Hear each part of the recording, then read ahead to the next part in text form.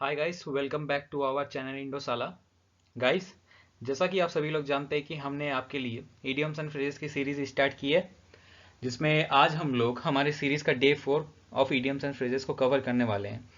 अगर आप हमारे चैनल में नए हैं तो आपको ये बता दें कि इडियम्स एंड फ्रेजेस की हम लोगों ने एक सीरीज स्टार्ट की है, जिसमें हम लोग सभी इडियम्स एंड फ्रेजेस को, जो कि एग्जाम्स में अधिकतर पूछे जाते हैं, विथ फोटो एंड न्यूमेनिक्स आपको याद कराने की जिम्मेदारी ली है। आप चाहे तो हमारे प्रीवियस वीडियोस को हमारे प्लेलिस्ट में जाके चेक कर सकते हैं। तो चलिए आज की video idioms and phrases of day 4 को हम लोग कवर करते हैं। तो आइए वीडियो शुरू करते हैं। आज का पहला इडियम्स एंड फ्रेज है back to the drawing board. English meaning होता है इसका to plan it all over again. Hindi में अर्थ हुआ नए सिरे से शुरू करना। इसे समझने के लिए हम लोग फिगर में देखते हैं।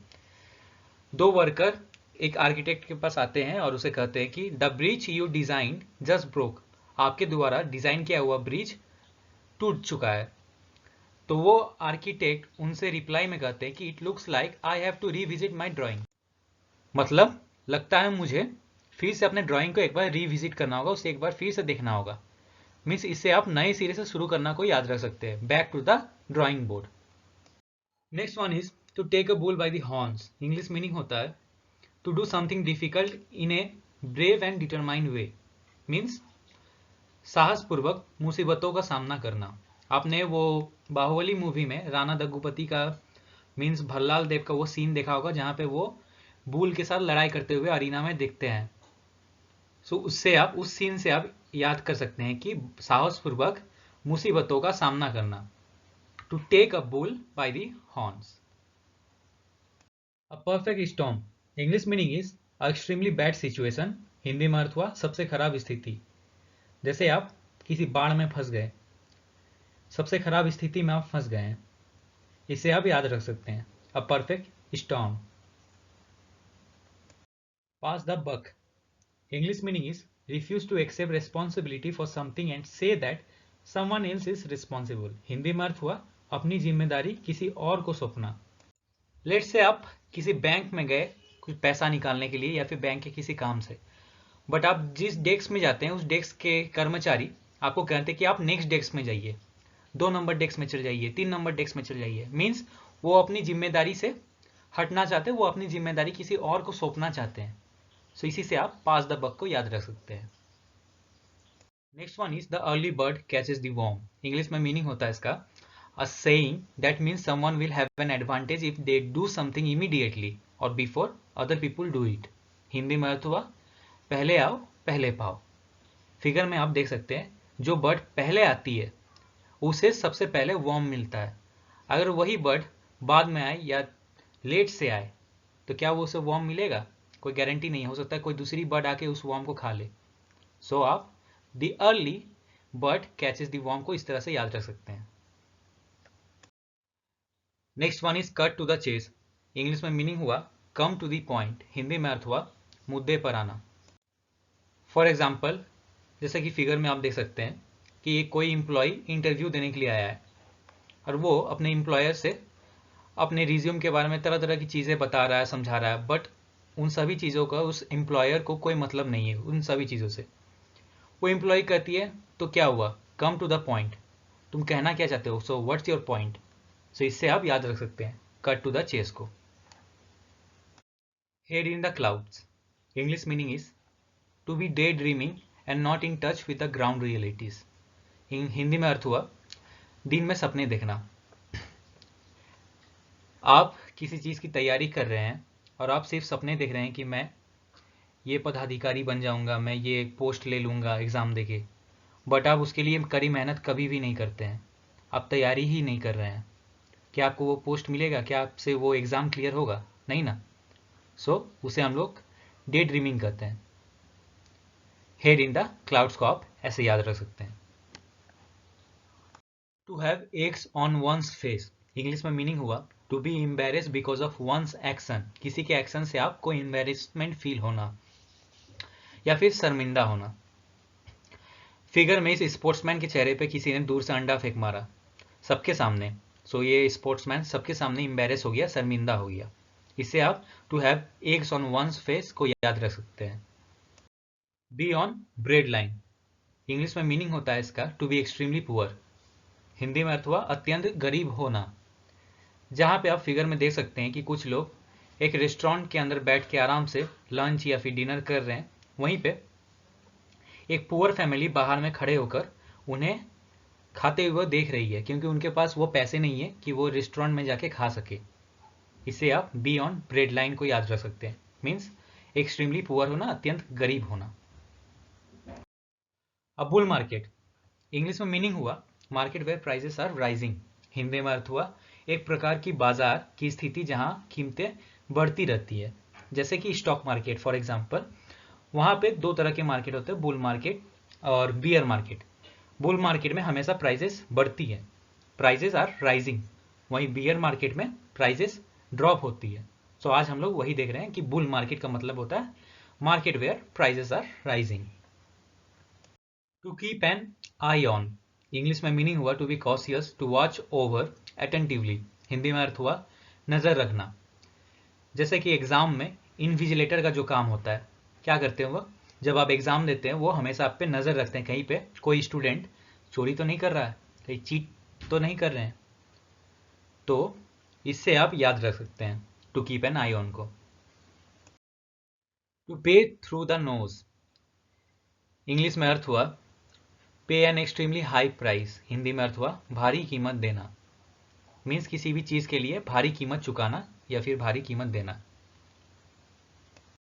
टू विन लॉरेल्स, इंग्लिश में मीनिंग हुआ to achieve honours and glory, Hindi में अर्थ हुआ सफल होना। जैसा कि आप फिगर में देख सकते हैं, दुनिया के second richest and third richest person को, Elon Musk and Jeff Bezos, दोनों ही एक सफल व्यक्ति हैं, दोनों ही सफल व्यक्ति हैं।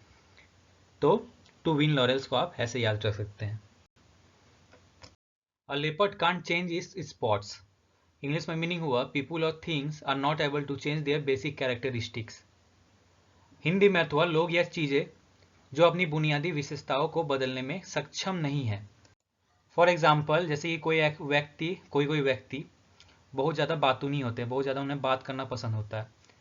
आप उनके कैरेक्टर को कभी भी चेंज नहीं कर सकते, वो बात करेंगे ही, जहाँ पे भी वो जाएंगे लोग खोज लेंगे, वो बात करेंगे, कभी शांत नहीं बैठेंगे वो लोग। तो इससे आप अ leopard can change is spots को याद रख सकते हैं, कि जो अपने बुनियादी कैरेक्टरिस्टिक्स को कभी चेंज नहीं करते हैं। लायंस माउथ, इंग्लिश में मीनिंग हुआ डेंजरस सिचुएशन, हिंदी में अर्थ हुआ एक खतरनाक स्थिति। जैसे कि एक कहावत है, शेर के मुंह में उंगली करना, मीन्स अपनी सामत बुलाना। अगर आप शेर की मुंह में अपना हाथ डालते हैं तो क्या होगा, शेर तुरंत से आपके हाथ में झपट्टा मारेगा, मीन्स एक खतरनाक स्थिति पैदा होगी, आपको हानि पहुंच सकती है। सो लायंस माउथ का मतलब यही होता है कि एक खतरनाक स्थिति। A safe pair of hands, English में मीनिंग हुआ रिलायबल पर्सन, हिंदी में अर्थ हुआ एक विश्वसनीय व्यक्ति। जैसे कि आपके पेरेंट्स, माता पिता, आप हमेशा उन पे विश्वास कर सकते हैं, रिलाई कर सकते हैं। A safe pair of hands.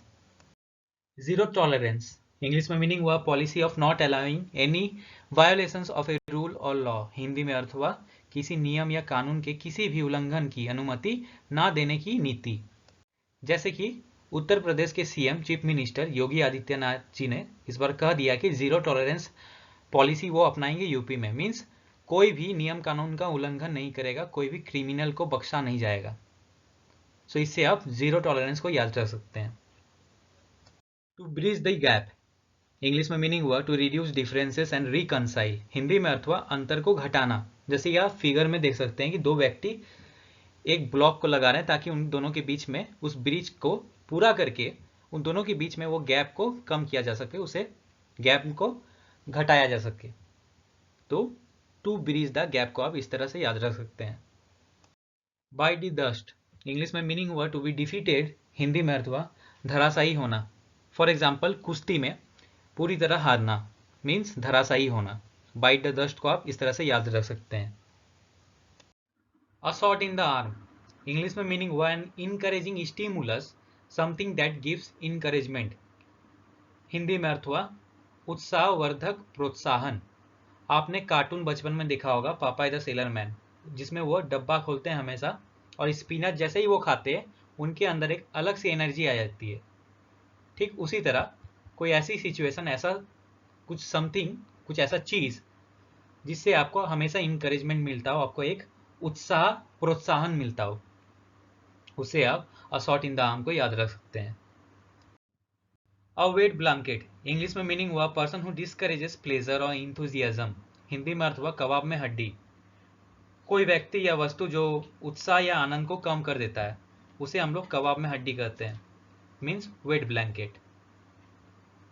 Alive and kicking, English में मीनिंग हुआ इन गुड हेल्थ। हिंदी में अर्थ हुआ अच्छे स्वास्थ्य में। जैसा कि आप फिगर में देख सकते हैं, 75 की उम्र में ये बूढ़े व्यक्ति के द्वारा इतना भारी भरकम वेट को उठाया जा रहा है इजीली, मीन्स वो अपने एक अच्छे स्वास्थ्य की पहचान दे रहे हैं। Alive and kicking. Alpha and omega, English में मीनिंग हुआ बिगिनिंग एंड एंड। हिंदी में अर्थ हुआ शुरुआत और अंत। फिगर में आप देख सकते हैं स्टार्ट एंड फिनिश। इजीली आप इसको याद रख सकते हैं कि alpha means beginning, omega means and. High and dry, for example आप किसी ऐसे डिफिकल्ट सिचुएशन में फंस गए हो जहां पे आपका साथ देने के लिए आपके पास कोई नहीं हो, means in a very difficult situation without any help, निस्सहाय। हाई एंड ड्राई को आप ऐसे याद रख सकते हैं। आज का आखिरी इडियम एंड फ्रेजेस है डेडलॉक। इंग्लिश में मीनिंग हुआ state in which progress is impossible. Hindi में अर्थ हुआ एक ऐसी स्थिति जिसमें प्रगति असंभव है। फॉर एग्जाम्पल आप किसी ट्रैफिक में फंस चुके हो, बुरे ट्रैफिक में आप फंस चुके हो बुरी तरह से, ना आप आगे बढ़ सकते हैं ना आप पीछे जा सकते हैं, मीन्स आप एक डेडलॉक सिचुएशन में फंस चुके हो। सो इससे आप डेडलॉक को इजीली याद रख सकते हैं। सो गाइस, आज हमने डे 4 के वीडियो में 25 most important idiom and phrases को कवर किया।